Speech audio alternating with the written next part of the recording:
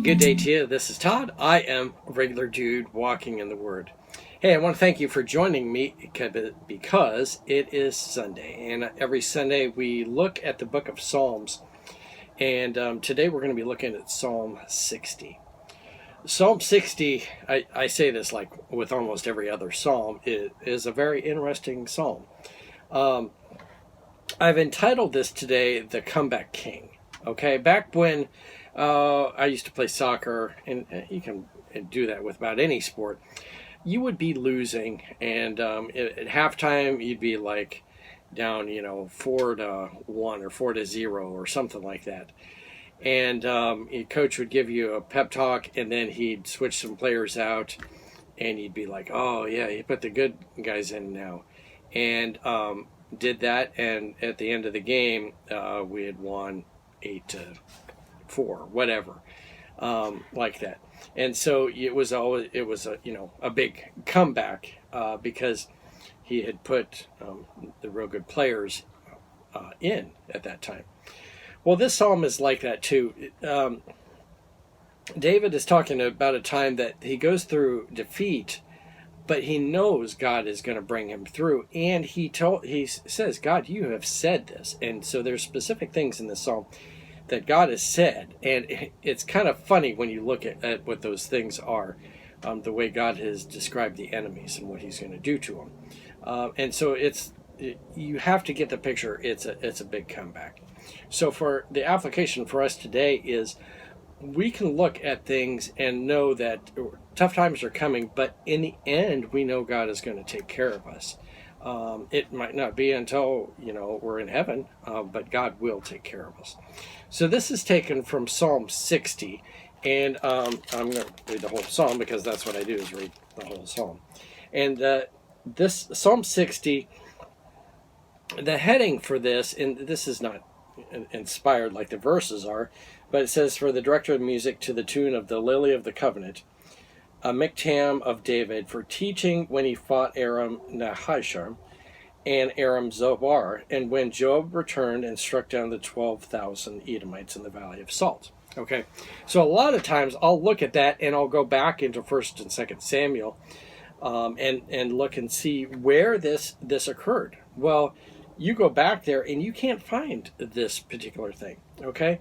Which makes sense. Not every psalm that's written about is going to have the history also written about it too.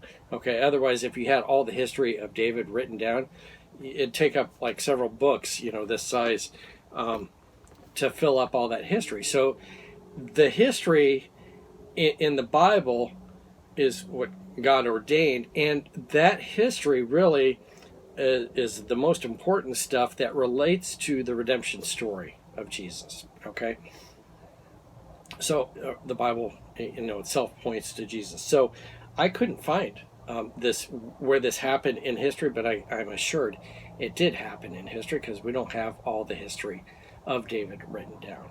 Okay, so let me read here. It says, you have rejected us, God, and burst upon us. You have been angry. Now restore us. You have shaken the land and torn it open. Mend its fractures, for its quaking. You have shown your people desperate times. You have given us wine that makes us stagger. But for those who fear you, you have raised a banner to be unfurled against the bow. Save us, help us with your right hand, that those who love may be delivered. God has spoken from his sanctuary. In triumph I will parse. Oh, let me stop there at verse 6 here, at the beginning of verse 6. What we've read up till this point is David is crying out, man, we've been defeated. Just like I said, like on the soccer field, we're losing. Lord, we need your help. And so he's crying out to God for help. Now imagine this verse 6 on is like the halftime in the locker room pep talk, okay? And David is saying, this is what God has promised, and so we need to take these things to heart. And it's kind of like a smack talk if you you talk about the losing team that you're playing against on soccer, and you go, we're going to beat you guys up so bad that you can't even walk straight, and You're going to have to go to the hospital after we beat you. You know, all this stuff. Okay? These same things are kind of like that. So listen carefully here. It says, God has spoken from his sanctuary. In triumph, I will parcel out Shechem. Okay? He's going to parcel out Shechem, an enemy there. Just give it all away. Okay? And measure off the valley of Succoth. Gilead is mine, and Manasseh is mine. Okay? So these enemies, God is saying, you're mine, you're mine. He's naming it, claiming it, really. Okay? Ephraim is my helmet, and Judah is my scepter. All right? Now, this is one that's funny here. It says, Moab is my wash basin.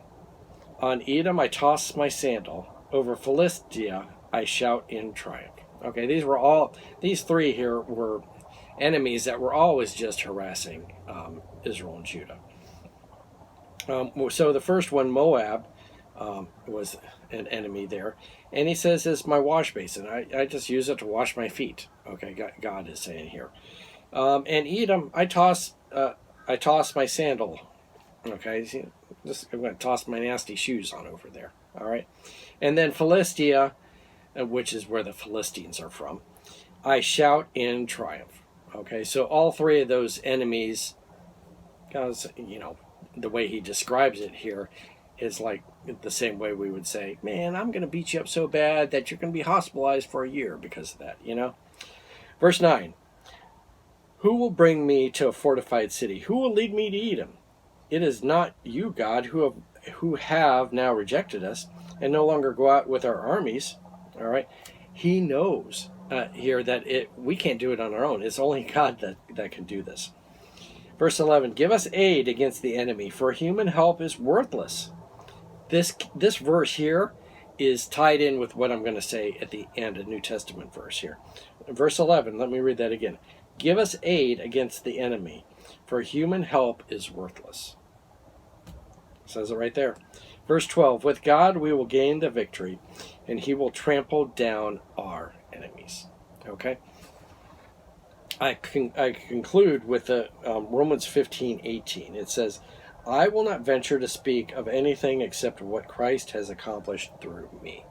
I can brag, and that's what kind of the psalm is talking about. I can brag about how great I am and stuff. I'm worthless, okay? I might play soccer, but I'm not going to win, okay? And here David is saying, you know, we're defeated. And if you count on us, we're just an army. But it's when God takes control and God controls the army and God controls the outcome, then everything changes, okay? And that's the big comeback king. Jesus is our big comeback king, all right? Before this, we're losers. We're sinners, okay? And it's only through Jesus that we can be redeemed. And we're no longer looked at as sinners, but we're looked at as pure because of what Christ has done for us, okay? So anyway, thanks for watching. I'm just a regular dude walking in the Word, and I really enjoy being with you. And I thank you for watching, and I will see you tomorrow. Lord's blessing to you.